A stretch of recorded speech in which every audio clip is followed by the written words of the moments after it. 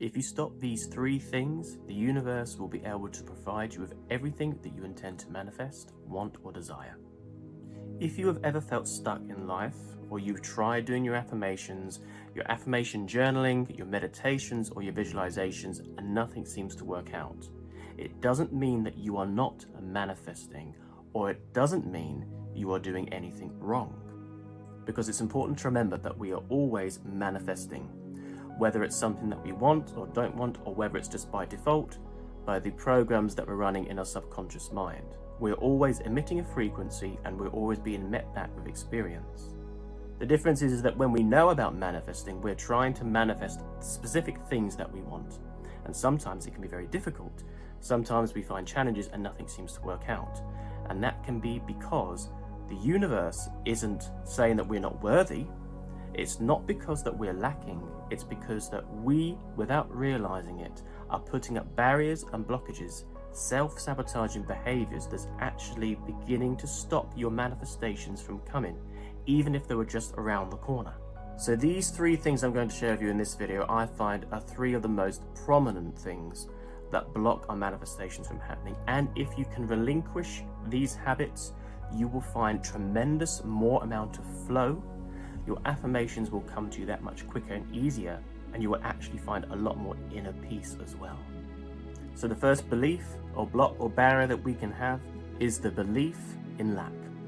If you followed any of my content at all, you'd know I speak about lack a lot, and that lack is the number one root of all fear, and it's the number one thing that blocks our manifestations from happening the way that we want it. And it's very important to remember, when we study the workings of the universe and manifestation and how the process works, we have to understand some basics quantum physics. And quantum physics has shown that the universe energy is infinite.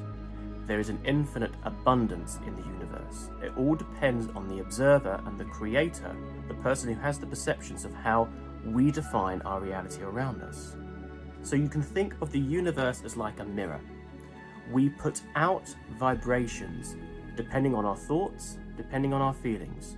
They create an energy signature in the form of a frequency and vibration that is emitted out to the world around us, and it gets reflected back to us as experience. But everything that we manifest, what energy we put out, always comes back with added momentum. It's a bit like a boomerang effect. You may have heard, like we're talking of karma, be careful what you give out, you'll get it back. This is very true. And so we want to be as conscious as possible that we are putting out there exactly what it is that we want with the correct definitions. So if we are always putting out a definition of lack, that I am lacking something and something's always missing from my life and I never have enough, we are actually going to create more of that feeling of lack, more situations that reflect that. Not because you are lacking and not because there is lack in the universe, but because you are choosing to define your creative power in the definition of lack. We can think of this in a very mechanical way. There's infinite energy, infinite abundance. It all depends on what lens you are looking into and what definition you give it. So if you give your creative infinite energy power that always goes out from you and comes back with added momentum, if you give that power the definition of lack, then consequently you are going to be shown scenarios or situations that seem to reflect that lack. But if you change the definition of your creative power from lack to infinite abundance, infinite health, perfect prosperity, my perfect relationship, inner peace, love, tranquility, all the good things that we want, then that same power comes back to you with those experiences. Same power, same energy, different definition, different frequency that you're putting out. So if you can begin to eliminate the belief and feeling of lack by consciously correcting your thoughts, when you feel fear, when you feel lack, when you sense the absence of something, do a thought correction by saying, I am willing to release all belief in lack. I affirm that I am all abundance in the universe, and so it is. And the more you can correct yourself, the more that you can do this, it will eventually become a habit and will become more easier to register in your subconscious mind. And then once that's registered in your subconscious mind and it's on autopilot, it becomes that much easier to put that feeling and that belief in it. The second thing is stop criticizing yourself. Now, this is a big one. We all have that inner critic that's been programmed into us. But unfortunately, our inner dialogue and the critique that we give ourselves isn't to boost our confidence. Usually it's to put ourselves down and give ourselves doubt on our own abilities, and usually ends up putting up more barriers and making things a lot more complicated. If you think, if everything is thought and feeling, if everything is energy and it's based on our thoughts and our feelings, what we say to ourselves every day in our own inner dialogue is very, very powerful. Because everything that we think and affirm, anything that comes into our consciousness, is in fact an affirmation. It's a form of an affirmative statement, whatever it is. So we need to be conscious of what are we actually saying to ourselves all the time. Are we constantly saying that we're not good enough? Are we constantly saying that we can't do it? Are we calling ourselves stupid? Or are we actually giving ourselves encouraging self-talk that boosts our confidence, that gives us more self-belief and makes us actually love ourselves?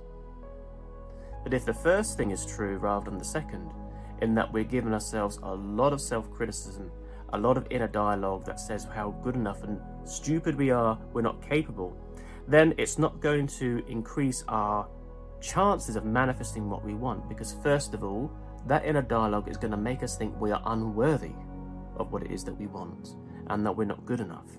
And that's a lower vibration.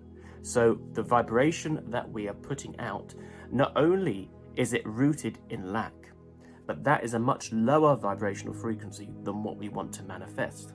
From a mechanical and energetic point of view, it's very, very simple. The way that we manifest what we want, it's because there is a frequency match. There's a harmony and a resonance. So you have to vibrate at the frequency of the thing that you want to manifest.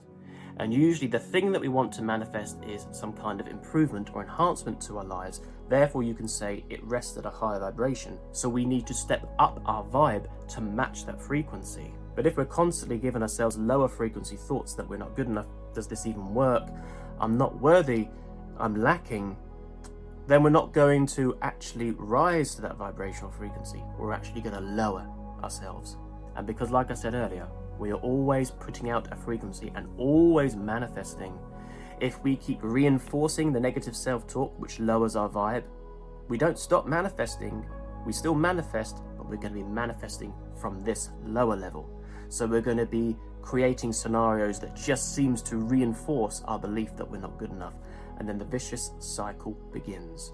So it's breaking that cycle to try and boost ourselves back up and increase our vibration.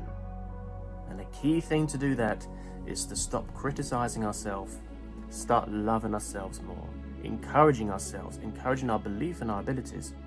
And not only will that rise our vibration, make us more easier in a position to manifest what we want, but you're actually going to feel a lot more inner peace and a lot better about yourself as well. Unfortunately, the more we take on this negative self-talk and the more that we criticize ourselves and belittle ourselves, we begin to feel that we are a victim.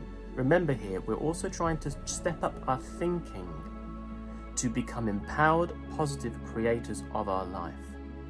So that does involve having to abandon certain ways of thinking. Now, this can be a bit triggering.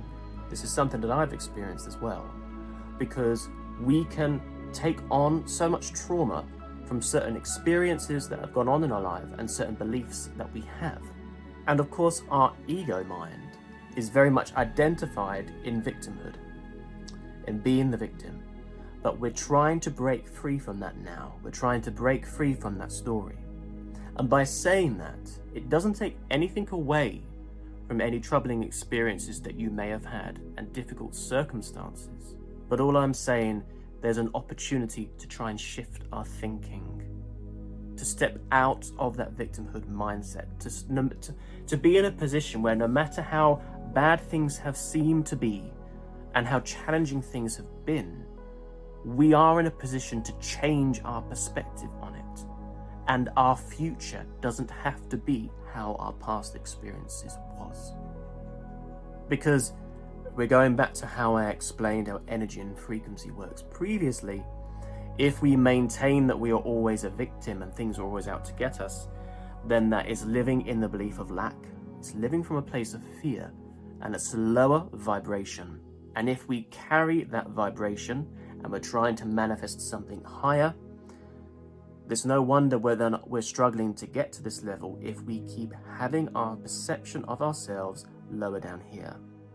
So these are 3 of the top suggestions and things to practice that will really help your manifestation process. It doesn't mean it's easy. They are simple in essence. Doesn't mean it's easy. There is a difference. And that is because we have become so used to these habit patterns and it's on our autopilot. But the same with everything, it takes practice and consistency.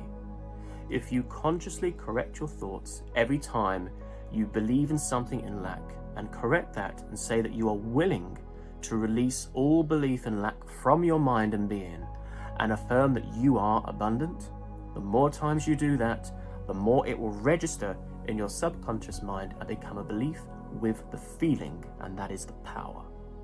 Couple that with more positive self-talk, less critique of yourself, and stepping out of thinking that you are a victim of your circumstances. No matter how hard things have been, you are still in a position to empower yourself to change your perspective for your future to be very different. Then you are much more in a position to meet the universe halfway. You are in a cooperative experience with the universe. You are working alongside it. You give out the signal, the vibrational signature and blueprint, and the universe works out the mechanics, the details of how and when things need to move into place for your manifestations to come toward you. And if you'd like to find out some signs of what things to look out for that shows you that your manifestation is actually on its way to you, check out this video up here, and I go through 5 classic signs that you can look out for that lets you know that your manifestations are almost with you. Love and light.